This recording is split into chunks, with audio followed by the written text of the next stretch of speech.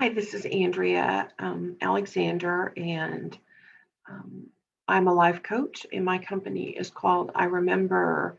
And I'm choosing to share with you today my story of how I got to where I am. And I am a child of sexual trauma, and my experience was so dark, I buried it. And I just remember growing up sad and feeling depressed all through my early teens, and nobody really understood why, including me. I got lots of just suck it up, it'll be okay. And I just wasn't getting it. And um, I remember all of these different times having this connection of I know what's in my heart is I'm deserving of greater. I should feel better. I can. But my head was not allowing that to come through.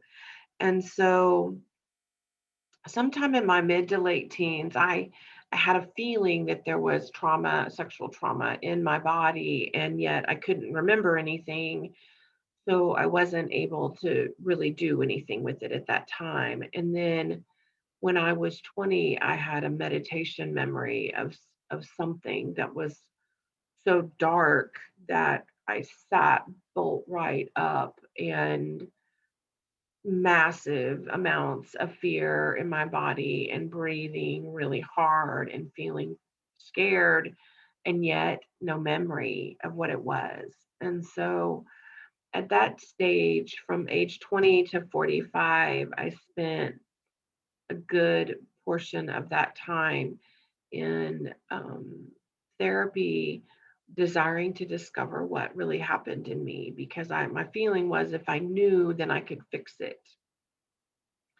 And I had many different therapists and tried different modalities. And I remember there were times when I did feel a whole lot better and life was easier. And yet it was very up and down, and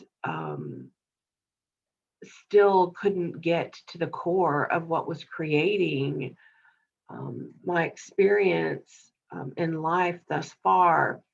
And fortunately, my mother found EMDR, which is um, an eye sensitivity, rapid movement type of therapy that um, we can use that desensitizes experiences in our bodies so that they're tolerable, from a 10, and the goal is all the way down to 0. And what it does is it allows us to remember without the um, excitement or the negative energy of the experience itself.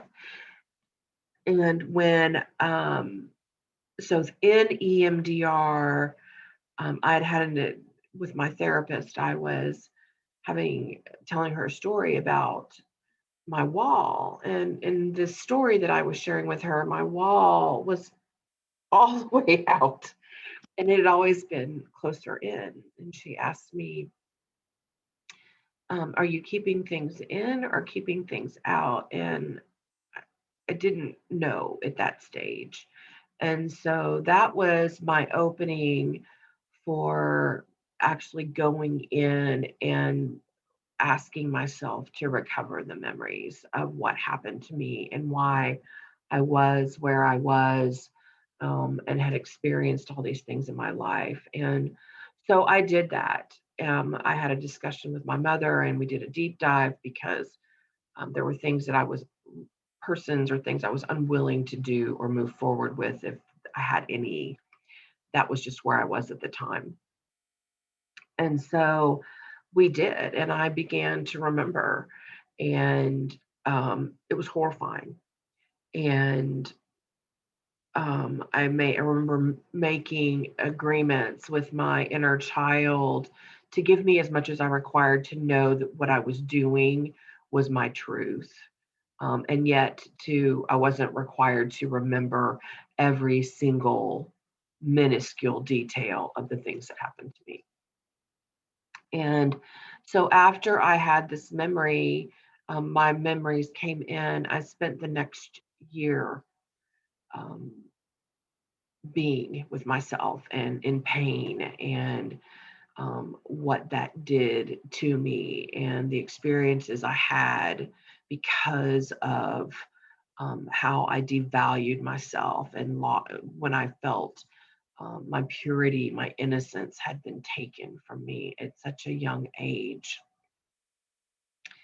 And I was super incredibly fortunate to have friends and family who would be with me and who loved and supported me. My mother would sit with me, um, because after the memory, I had massive depression, um, massive anxiety. I was experiencing 15 to 20 panic attacks a day on medication for depression and anxiety, along with a lot of other things. As trauma, we all know trauma shows up in our body. Um, and Along the path, I listened to other people who had had experiences, and I really enjoyed Louise Hay. You can heal your body, and all of the dis-ease disease that um, comes up when we block energy or refuse to feel what's actually happening. And so that she kind of set me on my path to into consciousness. And then I had a friend who introduced me to Michael Sanger's Untethered Soul. And the book made massive sense to me and was incredibly helpful on my healing path. And um, after about a year and a half of being in the pain, it really started to ebb, and I was able to function much more readily. And I continued to do the work to play with what was happening in my body and dabbling in consciousness and presence. And um, I was able to have a form of confrontation with my perpetrator. And I did what worked for me.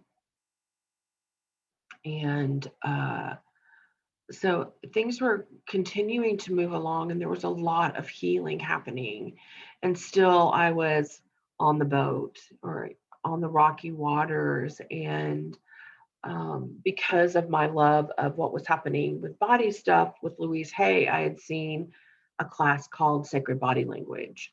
And I had an immediate yes for this, and really stepped outside of my boat or outside of my comfort zone and went to this class.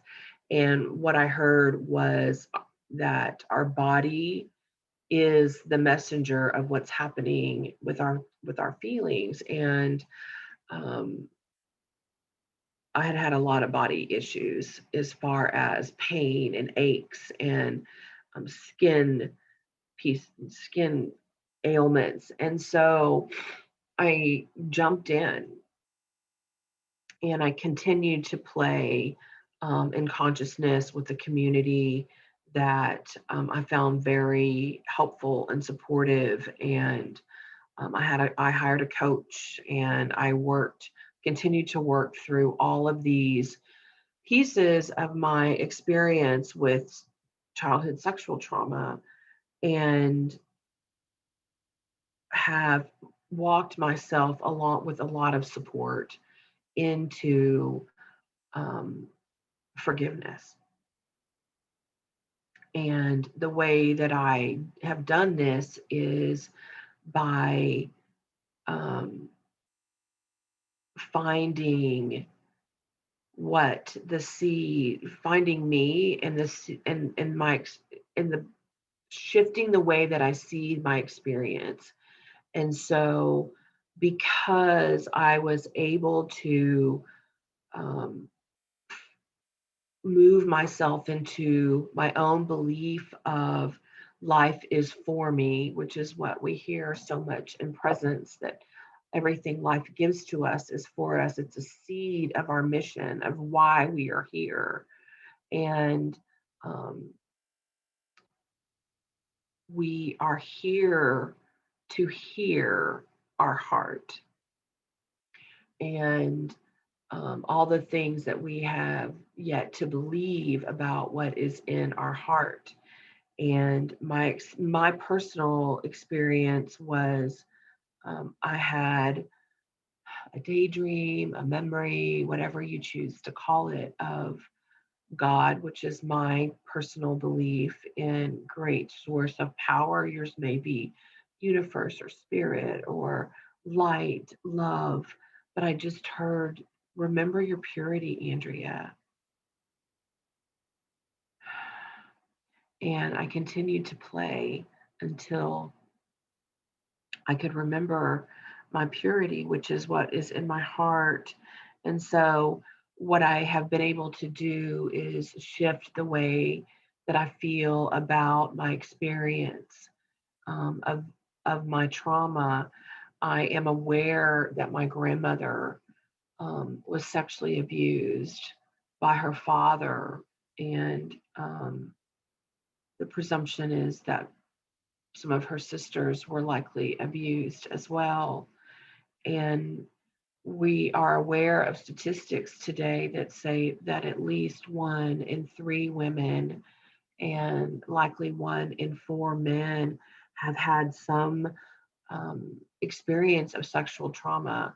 And what makes those numbers even more powerful for me is that those are the people who are willing to say, because saying is hard.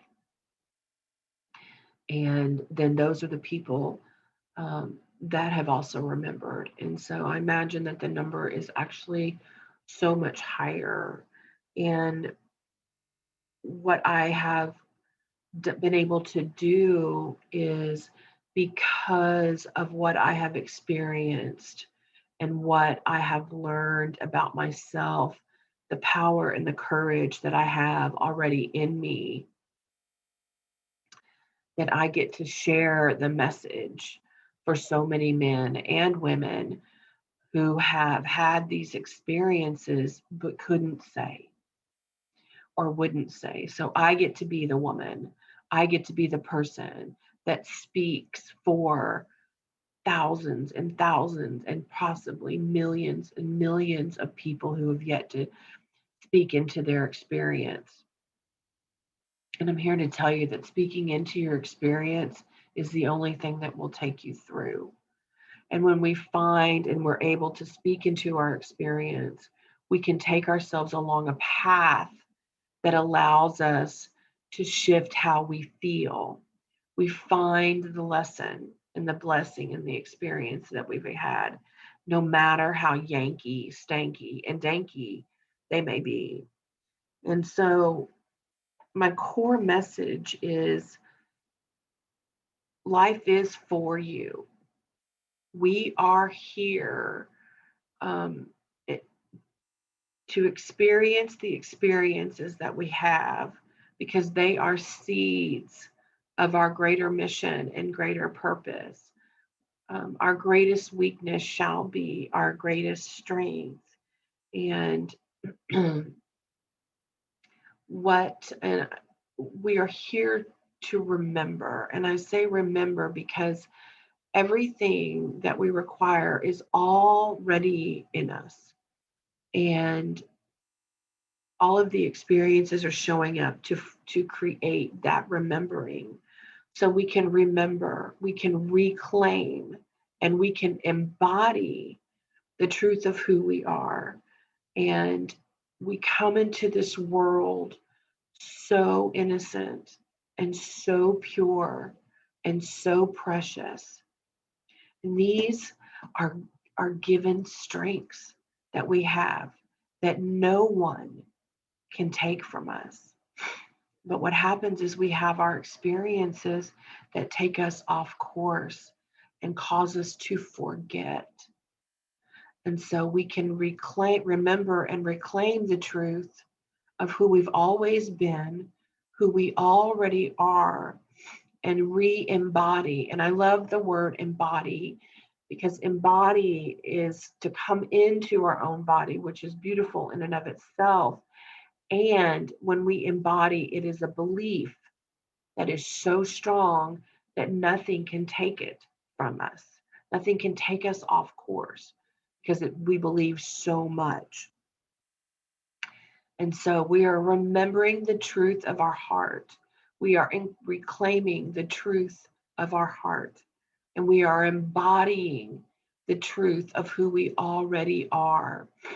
And I do this through different modalities with body language, and which is pain is a signal, feeling is a signal, and all I do is I ask questions, and based on how you move and what you do with your body, it gives us the clues to what's actually acting, because feeling is not something we can do mentally. It's a feeling is in our body, and most of the time it's just asking to be acknowledged. And it's a beautiful, gentle, easy way to move past what we have experienced. And what I hear so much about retraining brain and using positive affirmations is, now that you've discovered, now it's time to dig in and drill, and it's going to be hard. It's going to be hard. No, love is the only power and presence that moves what's blocking you from your great source. And it's done in zero effort, zero. And so I welcome you to remember the grace and ease and the beauty of who you truly are. Let's thrive together.